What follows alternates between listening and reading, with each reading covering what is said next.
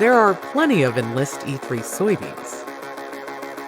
But these beans are turbocharged with elite germplasm for greater performance. So when harvest comes, your yields are off to the races. Introducing Pioneer brand A-Series Enlist E3 soybeans with exclusive high-performing DNA like no other.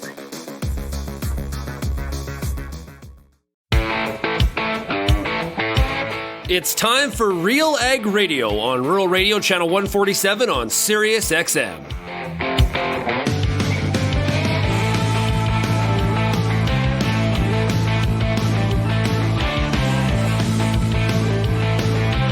RealAg Radio and RealAgriculture.com is your home for insight and analysis of the issues that are impacting your farm business. Let's get real and get connected with RealAg Radio.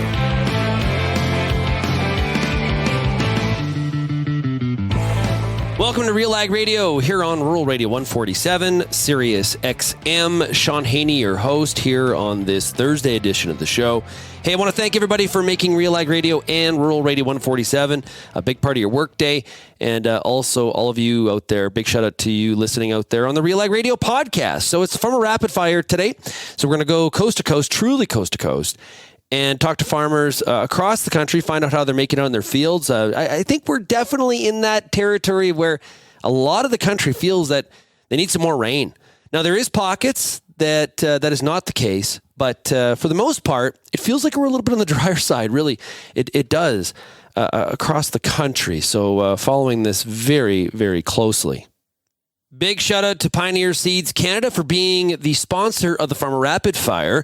For more than 90 years, Pioneer has developed and tested products to meet your local challenges with new Optimum Glide canola, Enlist E3 soybeans, and all the way to performing corn products and industry-leading traits and technologies to maximize your yield potential.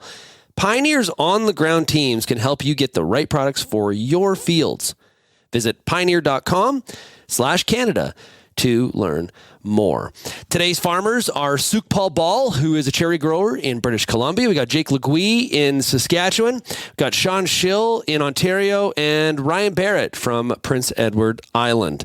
If you have any feedback, send me an email, shaney@realagriculture.com.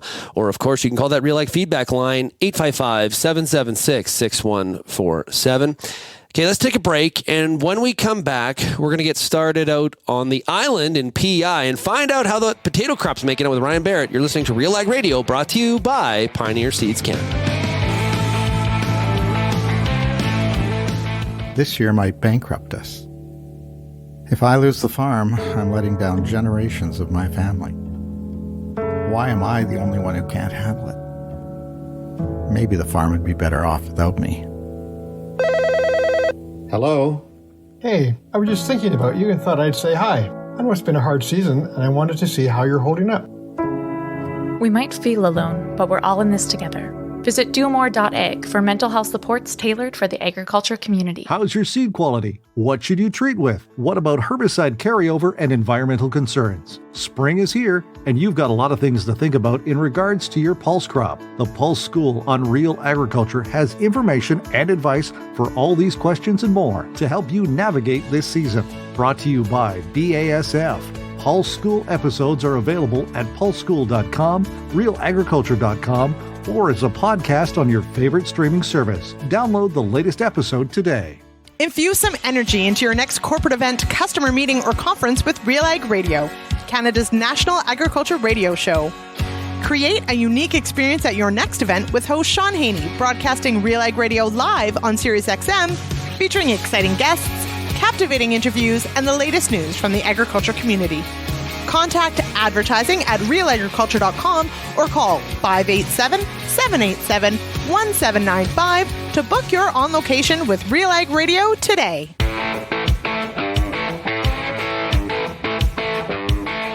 Let's get going with the Farmer Rapid Fire, brought to you by Pioneer Seeds Canada. Make sure you go to pioneer.com/Canada. And we start off this week's Farmer Rapid Fire in Kensington, P.E.I. on the island, and we're talking to Ryan Barrett. Hey, Ryan, how's it going? Hi, Shaun. How are you? I'm doing pretty good. Okay, so have you got some of that moisture? Last time we talked to you, you were talking about how a bit of a dry bias. How are things looking now? Well, we are still pretty dry in P.E.I. and in all of the Maritimes, much drier than normal for this time of year. You guys have heard about some of the wildfires over in Nova Scotia and New Brunswick, which is pretty rare for us, especially this time of year. So it's been very, very dry. And until this week, dry and cold, which is surprising. Usually not two things that travel together much in this neck of the woods. But it started to warm up quite a bit this week.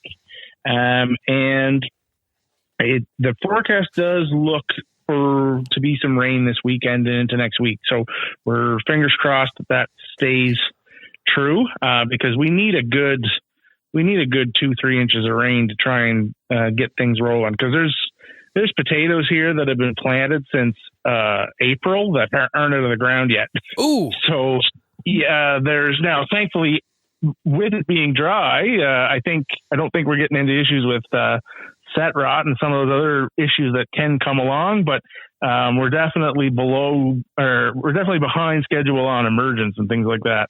So would you consider that potato crop late at this point because of how the lack of moisture has held it back, or are we still in a reasonable window? No, I'd say we're probably ahead of schedule in terms of getting things planted, because nobody's really missed a lot of days for planting. So it's been great for getting crop in the ground. Now we just need a little moisture to grow it. Yeah. So, and if we get, the rain that they're talking about for this weekend and early next week, things will shoot up in a hurry. So, the grains and the cereal crops and the forages, you can really see them starting to go. There's a handful of guys starting first cut silage here this week. So, things are growing, especially on the fields that are, that didn't have to, where they're planted last year and carrying over to this year, so they're able to conserve some moisture. But we'll see what we get out of this rain here in the next 4 or 5 days, and hopefully that'll carry us through for a bit. Yeah. Those fires in the Maritimes, definitely, they've got to be getting they're getting coverage outside of the Maritimes. Like, I imagine inside the Maritimes, that's kind of the big talk of the day. Yeah, it's definitely the talk of the day. And then here in the island, there's all burn permits are rescinded, no campfires. So everybody's being extra cautious. And I know for, people working on the land, as sometimes in the summer, we're worried about, combines going on fire and things like that. Usually we don't hear of too many fires on equipment in the spring, but, I guess it is something people just got to pay a little extra attention to, make sure they got some fire extinguishers in the tractors, things like that. Yeah. Now, last year when there was the really bad, was it Hurricane Fiona, right? Mm-hmm. Yeah. Your dairy barn was hit. How has that rebuild gone? Quite well now. We were quite fortunate that we were able to get what was left of the structure over the freestalls tore down reasonably quickly, and we were able to get started on rebuilding in November. And we had a pretty mild fall and winter here, all things considered. And so we were able to get quite a bit done, maybe faster than we thought.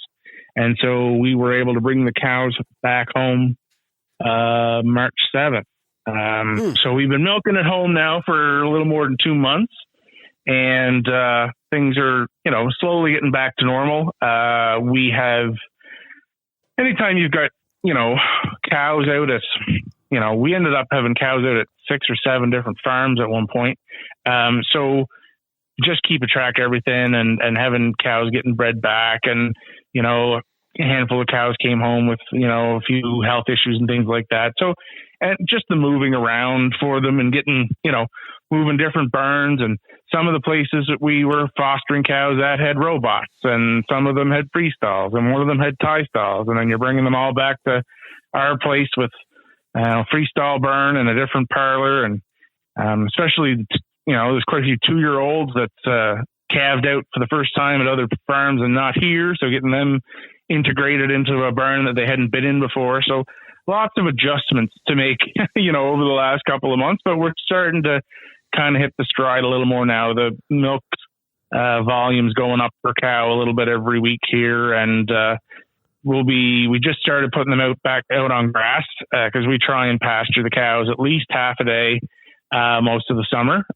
This time of year, we'll actually, keep ahead of the grass. We'll be out, more than that, but by July, August, it'll probably only be out at nights, and then the inside in the day on the mixed ration. So, but yeah, it's been a process, but thankfully we're in a much better place than we were, and no small thanks to a lot of people that helped us out. So, as I said, we had about 7 different farms that offered to host cows, as little as 4 and as many as 30. So, it's that really, helped us get where we needed to be.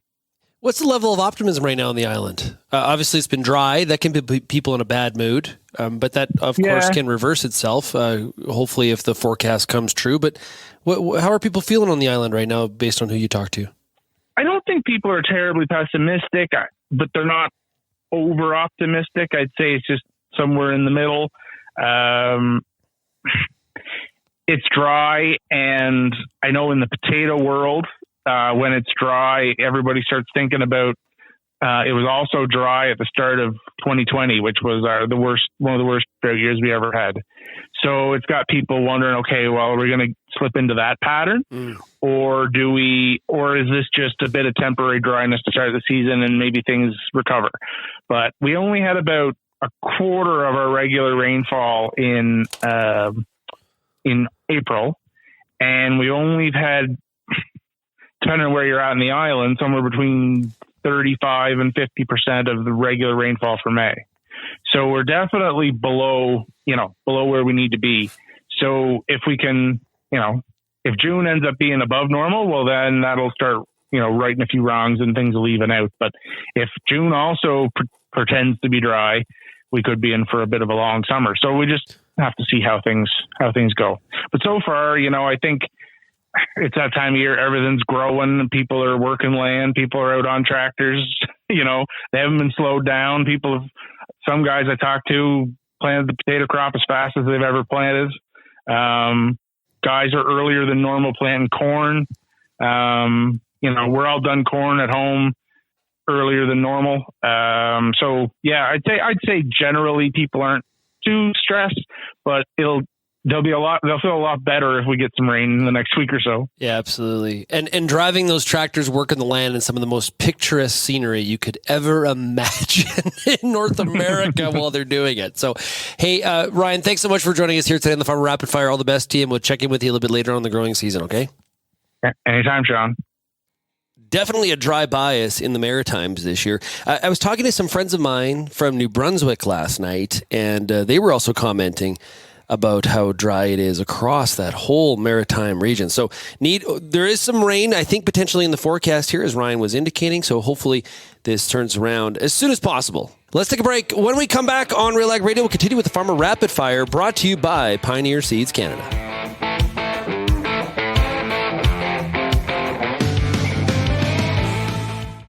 Did you know that Pioneer now has a full lineup of Enlist E3 soybeans? Take a look at Pioneer brand Enlist E3 soybeans for the highest yield potential and for the best agronomic package and herbicide trait options. From the lab to the field, Pioneer brand Enlist E3 soybeans are the best in beans, period. Ask your local Pioneer representative about Enlist E3 beans.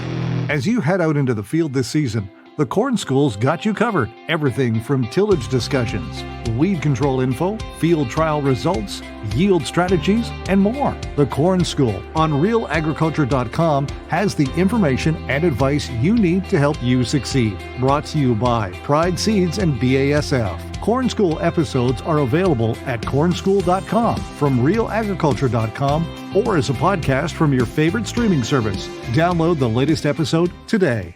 Want to get the best out of your soybean crops? Whether you've been growing them for a generation or are just starting into soybeans, find what you need to know at soybeanschool.com. You'll see videos on growing tips, pest control, and much more from specialists across the region, all in one place. Easy for you to access from your desktop, tablet, or mobile phone. Maximize your yields by staying up to date with the Soybean School, presented by BASF, Pride Seeds, and Syngenta Canada.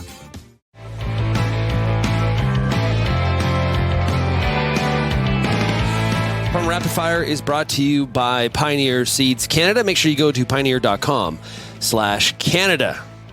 And we take the Farmer Rapid Fire into Arthur, Ontario. We're talking to Shaun Schill. Hey, Shaun, how's it going?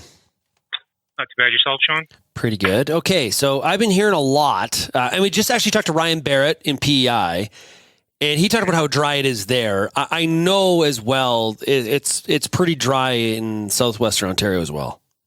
Yeah, we're certainly trending towards dry. If you're going to have a dry period in crop production in Ontario, probably right now is about the right time to do it. But, definitely the trend is dry at this point. And, at the end of the day, are crops suffering yet? No.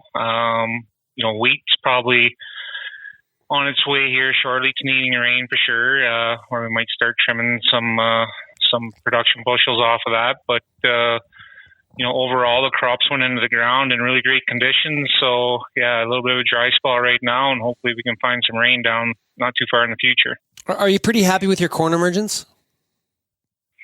Actually, emergence of all crops, at least in our area, has been phenomenal this year. I know there's some crusting issues with some corn and soybeans and some other areas, but in our own particular area, yes, it's we actually had probably some of the nicest planting conditions that we've had in quite a few years, and our emergence and our stands actually show that right now. So then when you get off to such a good start, your expectations kind of go up a little bit, right? You're like, okay, we got through that. Now, what's the next step? And that's where this, we could really use some moisture request kind of comes into Mother Nature. For sure.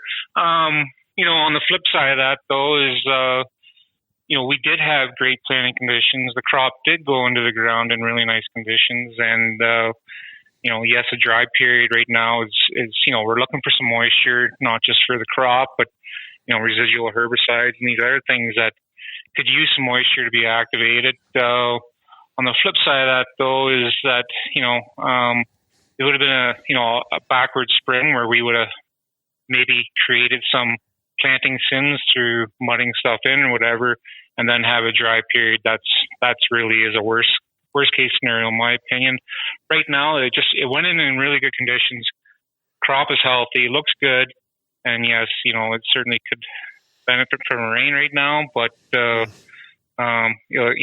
are very fortunate for the way the crop looks, at least in our area. So how do you figure out the other work that has to happen here in the growing season? Obviously there's weed control, there's then the fungicide decision. Is that kind of on a case by case basis, or is some of that stuff penciled in for you? Some of the stuff, is pretty traditional that we've just become accustomed to, whether it be a wheat fungicide, for blight or whatever, those things are almost just a given now. We do those.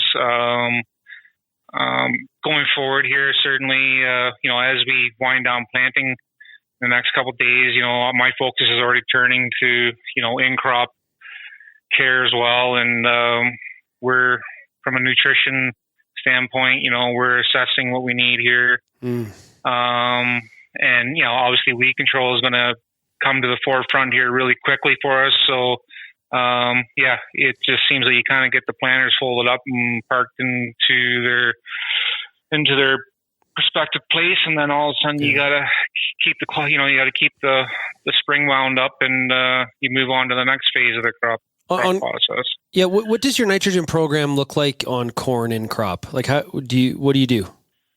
Generally, actually, this is more even for cereals, corn, and canola in general. What we do is we're split appliers now.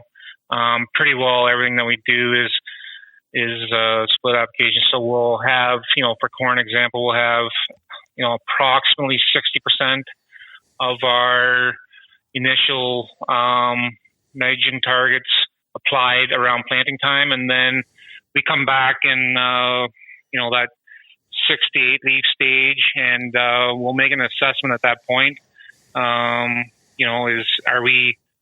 What does our yield expectations look at today? And, do we have the moisture? Do we have all the ingredients? And if so, we will fertilize accordingly. And if it looks like, we're headed down, a troubled path, well, then maybe that's the time that we'll take a few nitrogen dollars off the table and put it back in our pocket and wait till next year. It gives you the flexibility for sure. For sure it does. Yeah. Can you give me a hand and explain to me what to do with crop marketing?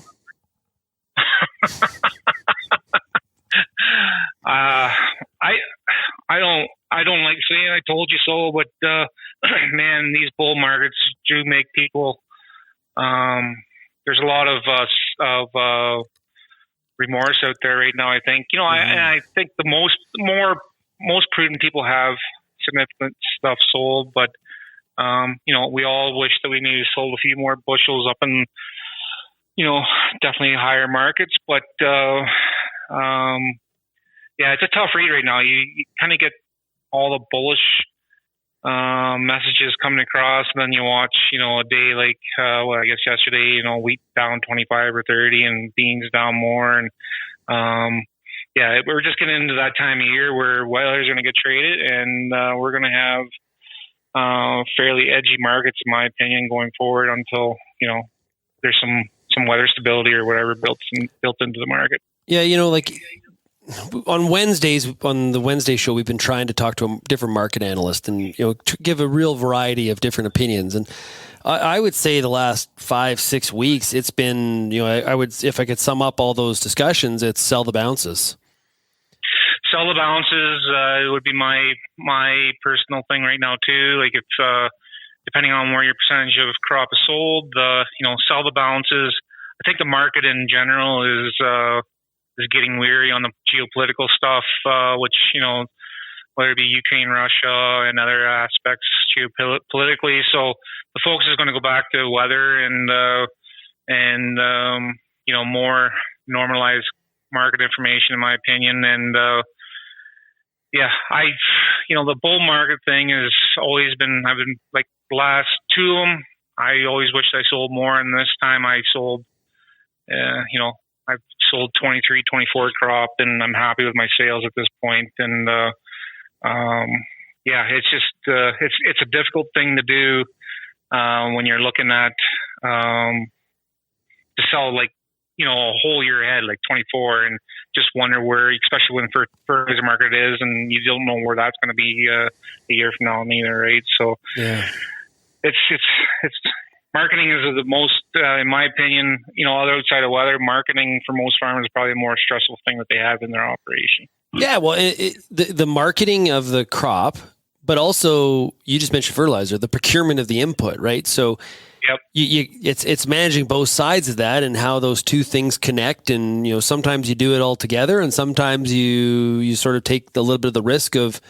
detaching the two and trying to, increase the margin that way.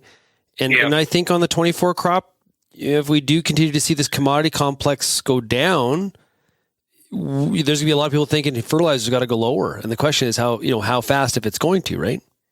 Exactly. And if you look at the fertilizer market and you looked at the grain market, the fertilizer market was, 6 to 12 months behind most of the commodity complex on the way up. So is it going to be 6 to 12 months on the way back down? I don't know that. I mean, that's crystal ball kind of stuff, but certainly you would think it's going to have to follow somewhere in the future. It's connected to commodities, so it's going to have to follow there. Just when is the timing, and how does that translate to margins when it's all said and done? Yeah, you remind me of like gas prices. Crude goes up, gas prices just like that day follow, and then when crude goes lower, it's amazing how slow gas prices go down. It's actually, the general public watching the pump prices is one thing, but then, you get fairly intuitive people like myself and yourself, we watch a bigger picture. We watch crude, we watch, rack pricing of fuels, and then you still drive past the pump price and you go, well, how can that be today? Because I know where rack is and I know what crude did today or 2 days ago, and here, the pump price is still what it is today. And but then come Friday at noon on the long weekend, it doesn't have a hard time finding 10 cents on the way up pretty quick. Totally. Hey, Shaun, thanks so much for joining us this week on the Farmer Rapid Fire. We'll check in with you a little bit later on in the growing season, okay? All the best of luck to you. Yeah. Take care. Thank you. Trying to sort out the marketing right now is like trying to, you ever see those puzzles that are like all like a 1,000-piece puzzle that's all white? They do exist. Not sure why you would do that to yourself, but that's kind of what it feels like right now, trying to sort out what is the best way to manage risk and to go about this. Definitely a challenge for all of you out there, indeed. The Farmer Rapid Fire is brought to you by Pioneer Seeds Canada, and we'll be right back right after this.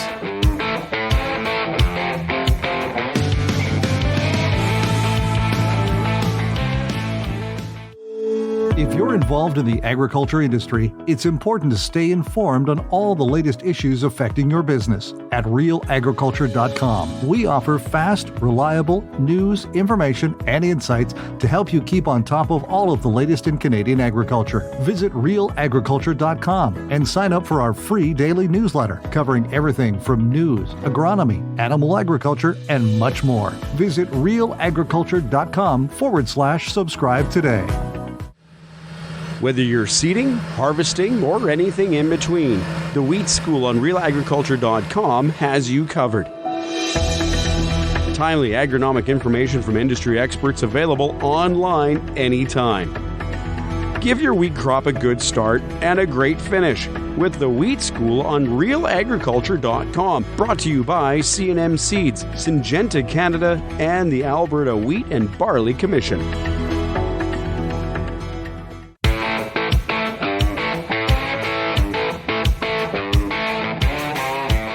Welcome back to RealAg Radio and the Farmer Rapid Fire, brought to you by Pioneer Seeds Canada. And we take the Farmer Rapid Fire and dip into Saskatchewan, and we're talking to Jake Leguee from Fillmore. Hey, Jake, how's it going? Going great, Shaun. How about you? Pretty good. Okay, how are those crops looking? Well, they're coming along pretty quickly. I mean, the stuff that we have in so far, we're not finished seeding yet. It's been really wet around here, so definitely could use a bit of a break from that to give the young ones a bit of more of a chance to get established. But certainly anything that's in the ground is growing rapidly. We're in greenhouse conditions here. Really? So you got some bit of wet feet. That's a little bit different than we've heard in other people we've talked to today on the Farm Rapid. Like Maritime's dry, Ontario dry. So you're a little bit unique this week on the show. So I guess congratulations are in order, but maybe you want to push it elsewhere. Yeah, I'm not sure that I like being unique sometimes, but I guess in this situation, whether it's better or worse than being dry, I don't know, but it is wet. And it's raining again here right now. Actually, we've been struggling to get the last bit of seed in the ground here, but could be a lot worse. We're 90+% in the ground of what we can seed. There's going to be 10+% of the farm that we aren't going to be able to seed this year, but that's just the way it is sometimes. And now you are southeast of Regina, right? So you're kind of just around Weyburn there, if I remember right. So that's right. Has this been the common condition for you the past couple of years? Last year was really wet too. Yeah, we didn't finish seeding until I think it was about the 4th or the 5th, and then we spent a week seeding low spots, and then pretty much all of those low spots got flooded out. This year is different than that, in that all of those low spots are already full, so the odds of seeding them are pretty slim. So yeah, I mean, this is the second year of wet. We've certainly seen wet conditions like this before, and worse than this. More than a decade ago, it was pretty bad down here that way, but we aren't always this way. It just seems like we've had a lot of it over the last decade or so. Yeah, a bit of a cycle of it for sure. So obviously spraying and seeding, those two seasons are they're a little bit intertwined this year. Yeah, we're actually already starting in-crop spraying. We started that yesterday. The rain, obviously, these pop-up showers make it really tough to do much that way because you start spraying and then all of a sudden it's raining and you don't even know where the cloud is. It's just raining. It's funny, when you get into a dry pattern, you get like a 90% chance of an inch of rain and you get like less than a tenth. This year, in this kind of weather, you get a 40% chance of rain and it rains half an inch in about 5 minutes. It's funny how those patterns seem to get locked in. Did this pattern, once you identify it, did it create the opportunity to change anything in the crop plan, or did you forge ahead with what you initially had penciled in? Well, it already kind of worked out this year that we were going to be a little bit light on pulses after, we had a bit of root rot last year and just trying to back that off a bit. And I'm very glad at this point that we don't have as many in as we kind of wanted to.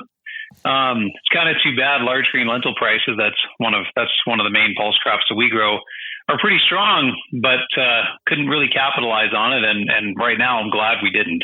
So yeah. Now I got to ask you, Jake, I know you're a smart guy and you follow what's happening outside of the gates of your farm. You got the markets figured out? Do you want to shed some light on it for us?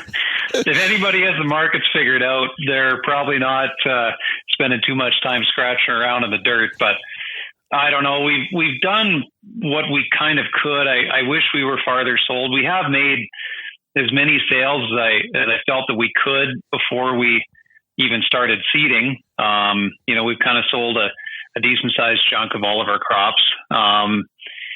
So I guess as whether we could have done more than that. I mean, I wish I'd have gone and shorted canola and wheat futures about, 6 months ago. But I guess, it's funny, you always notice when the markets start doing something like this, all of the, analysts and traders come out of the woodwork claiming that they saw this coming and they set themselves up for it. But when it's strong markets and bit of a bull market, you don't tend to hear very much from those guys. So, if anybody can actually say that they 100% saw this coming, then good for them. But, we watch a lot of market analysts that we pay attention to and everything else, and none of them are 100% sold at this point by any means on the 2023 crop. So, I guess there's only so much a guy can do to secure it that far ahead of time. But we've done some, I guess, so we can be happy about that. Do you have all your 22 crops sold?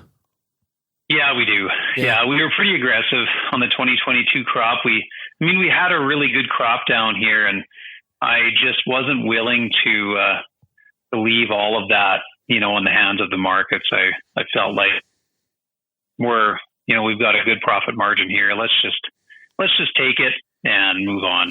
Yeah, definitely a different situation than, say, the past couple of years where, like, grow it, bin it, hold it is a pretty easy strategy to follow, right? This is a little bit of a different. We need to think about this a little bit more. We need to strategize and maybe be following it a little bit closer on a day-to-day basis, or at least have price targets in place in just in case, right? At least that's how it feels right now.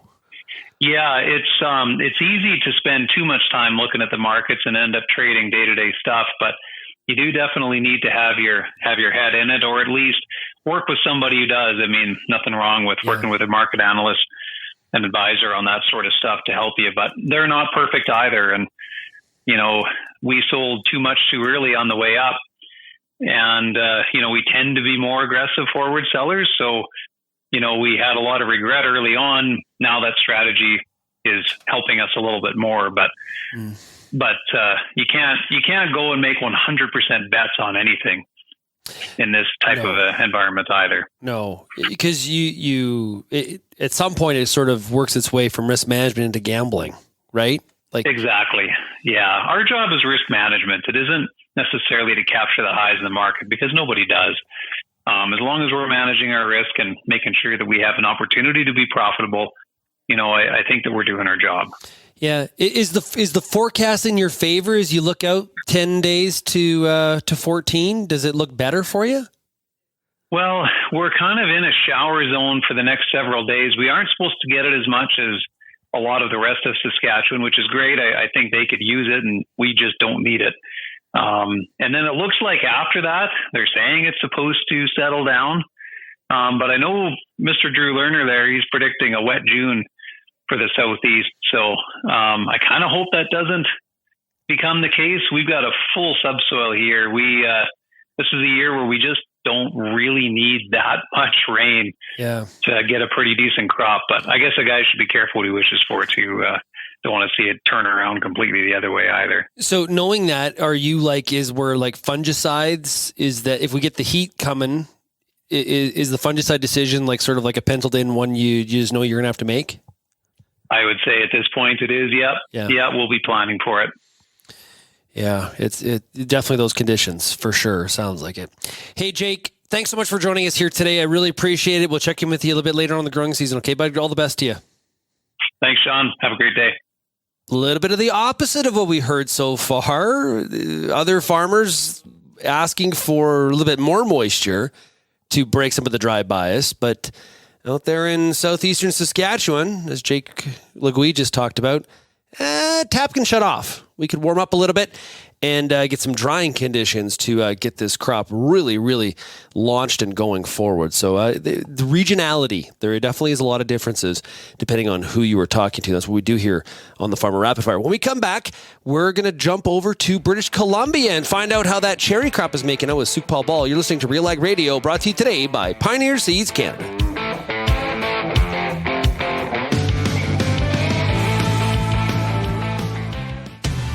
I get to spend every day talking to farmers in the ag industry through RealAgriculture.com and RealAg Radio. But nothing is more fun than speaking to an audience live and in person.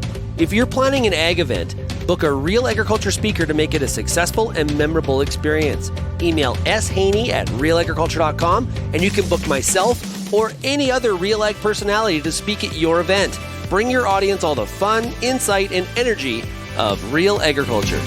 Canola is more than just a pretty face in the prairie landscape. It's a big business, both here and around the world, that requires you to be informed and up to date on everything it takes to grow a successful crop. The Canola School on RealAgriculture.com has an expert library of video resources covering markets, agronomy, and more to help you grow a healthy and profitable canola crop. Visit canolaschool.com today. Brought to you by BASF Canada and Invigor Hybrid Canola.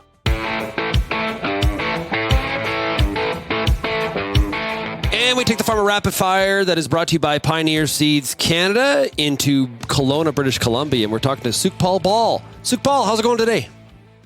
Good, Shaun. How are you? Pretty good. Okay. How's that cherry crop looking? Yeah, the cherry crop, it's okay, I guess is the best way to describe it. Things are it's a bit variable. There's a mix throughout the valley. Some areas got a pretty good set, and some areas are a little bit light. So that is what the cherry business has become with weather as it's been over the last several years. So right now, we're the last day. Well, actually, today's June 1st. So if you're a cherry grower, what kind of weather are you hoping for? What's ideal? Yeah, I would say 20 sunny and 25 degrees would be my wish list. But we're close to those temperatures, but it's also going to get hotter up into the 31 to 33 degrees is what the forecast is showing. Okay. Now, like I said, we don't have a lot of cherry growers in the audience, so we're learning here. Now, is a lot of the acreage irrigated, or are you relying on Mother Nature? No, it's all irrigated. So this valley, in the early 1900s or late 1800s is when they started bringing water from the hills, lakes up from the snow melt, and they brought that water down to the valley bottom to grow crops. So previous to that, this is a kind of a dry desert area where nothing really grows. So yeah, I myself am actually a trustee with the Black Mountain Irrigation District.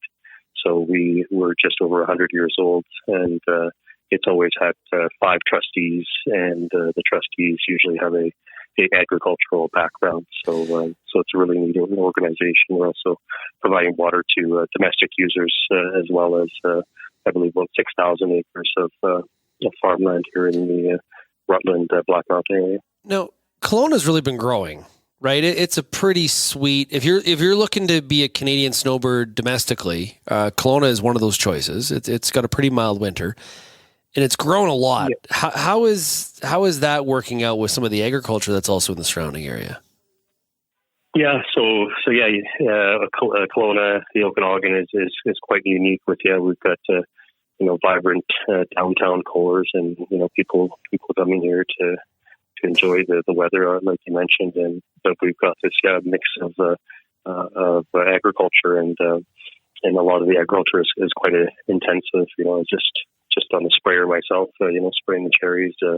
Big turbine sprayer, 400 gallons, makes quite a bit of noise. So we do run into a bit of that where some of the residents are not too keen on early morning sprayers going, and then when we get into the rainy season around harvest, if there is rain, helicopters flying out there to dry the crop. So we do get some complaints on that end, but for the large part, people are supportive and they understand, what needs to be done to grow their crops.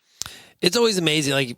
People love the roadside BC fruit stands and the cherries and the other pieces of production that get sold in those stands, but sometimes it's a little hard to make the connection to, they actually have to do this in the field. It just doesn't miraculously grow in the roadside stand. Now, you said you were out spraying. What were you spraying for? Yeah, we're this time of year, fungicide to make sure powdery mildew is not present or keep that at bay. That's a pretty important thing. Once mildew gets into blocks, cherries aren't really marketable. And then a bunch of nutrients, calcium, zinc, magnesium, some seaweed kelp that we use as well, and we find helps. So calcium is very, very important for cherry production, firmness, and for the cells to grow. And of course, those nutrients are they all foliar applied to the top of the tree, or how do you do that?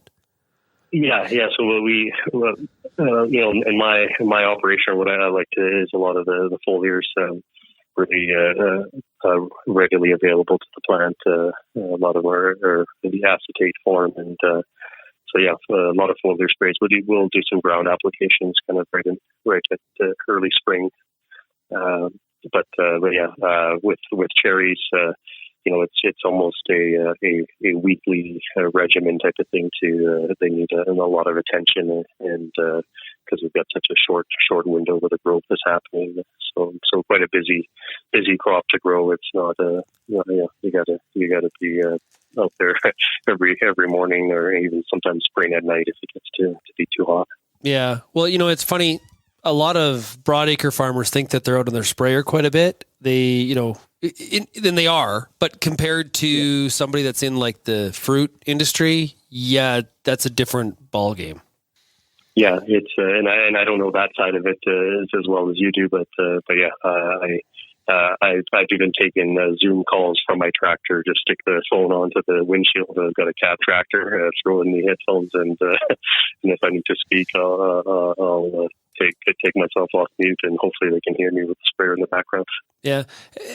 As you talk to some of the other farmers in the area, I know you're heavily involved in the cherry industry. What are you hearing about some of the other crops? Are people kind of feeling sort of in the same boat? Like there's a little bit of good and a little bit of like could be better? Yeah, it's actually this is for the grapes, wine grapes in this region, which is quite a big industry. This is one of their worst years in potentially ever.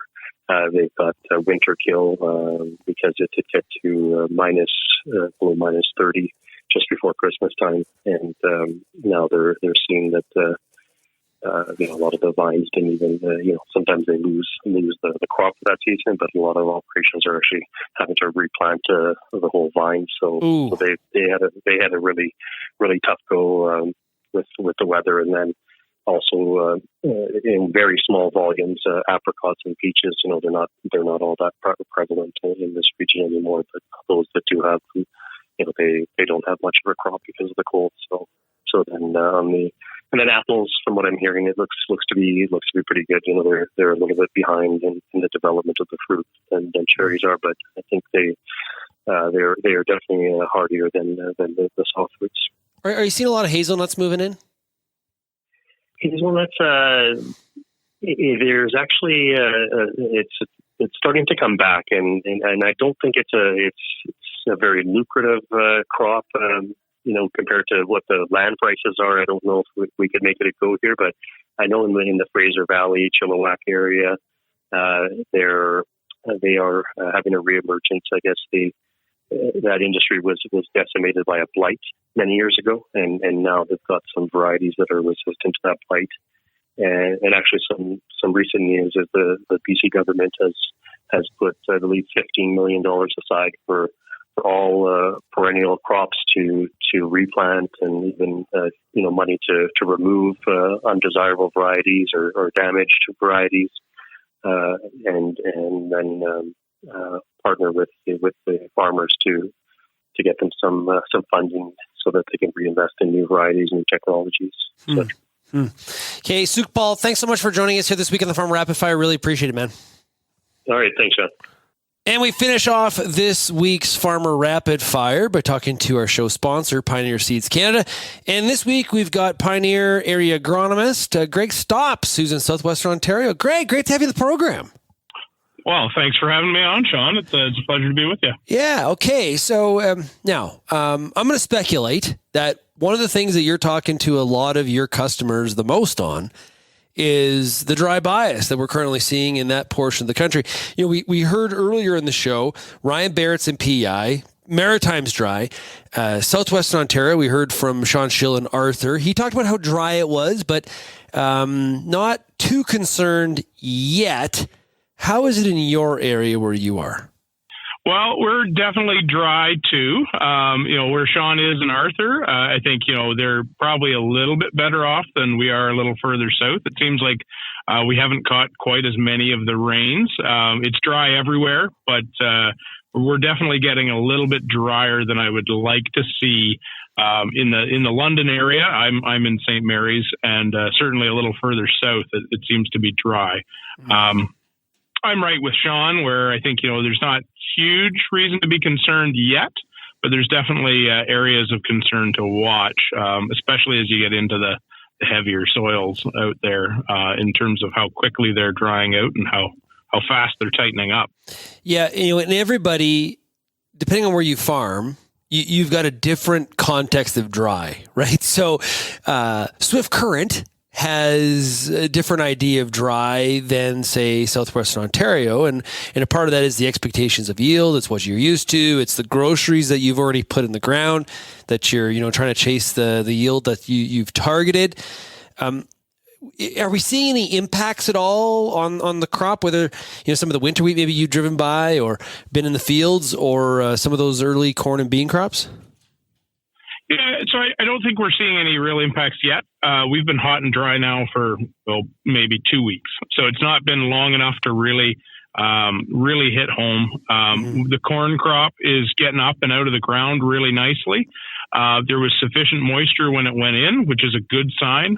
It roots fairly quickly, and those roots are still getting down into moisture as that plant develops right now. There will be some concern if we don't get some more rain in the next couple weeks, as that plant moves along and gets to V6 and wants to start initiating its ear development. There's nothing worse than kind of putting a plant under stress as you're setting that yield potential. So I do hope that we get some rain in a few weeks' time and don't end up having that stress as we enter that phase for corn.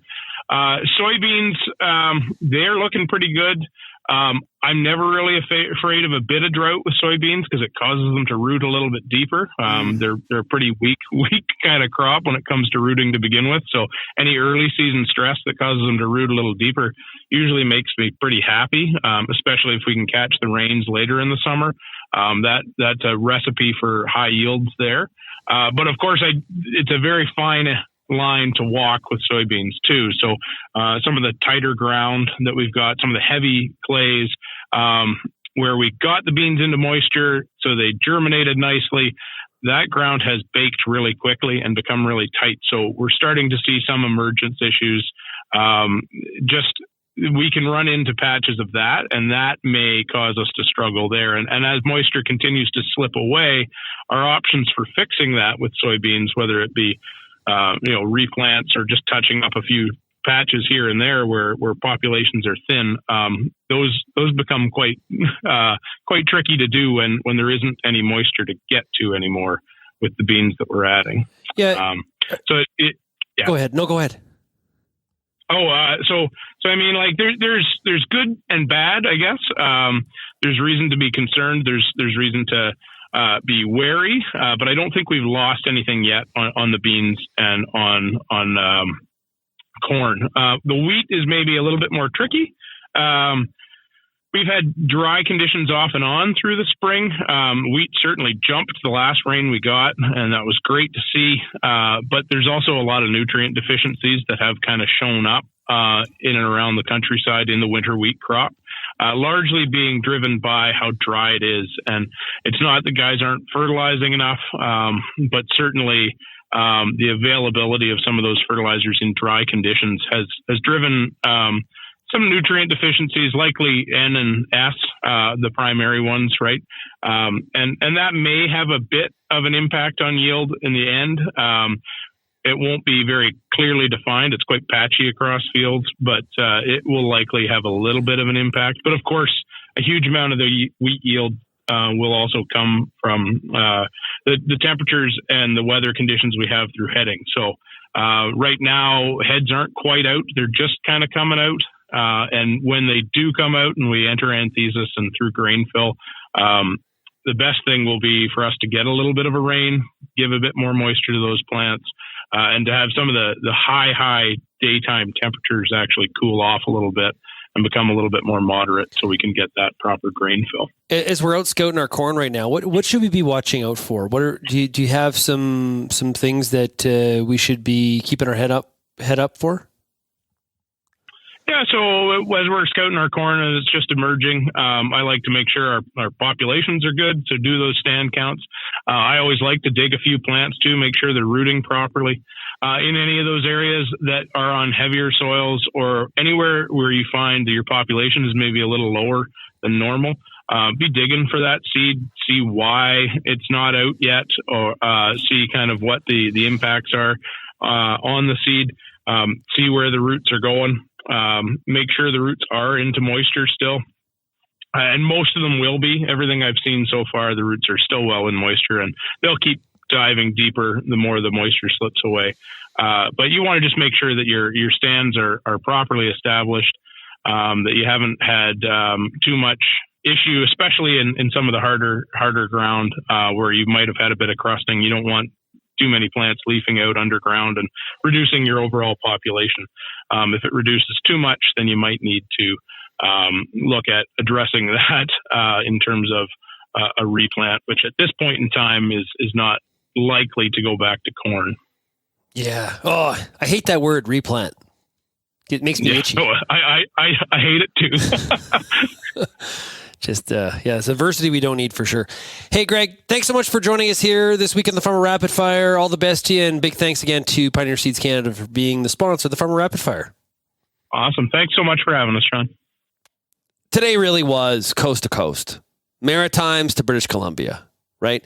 And you can hear the diversity of the crop that we have in Canada, from potatoes to broadacre crops, corn, soybeans, wheat, canola, and we also hit on cherries and grapes as well. So we got her all today on the Farmer Rapid Fire. If you have any feedback, we'd love to hear from you. Send me an email, shaney@realagriculture.com. You can also find us across all the different social media platforms as Real Agriculture, or call the Real Ag feedback line, 855-776-6147. Thanks to Pioneer Seeds Canada, our show sponsor. Make sure you go to pioneer.com/Canada to find out more. And thank you so much for getting real and getting connected with Real Ag Radio. And we'll chat again tomorrow. Cheers, everybody.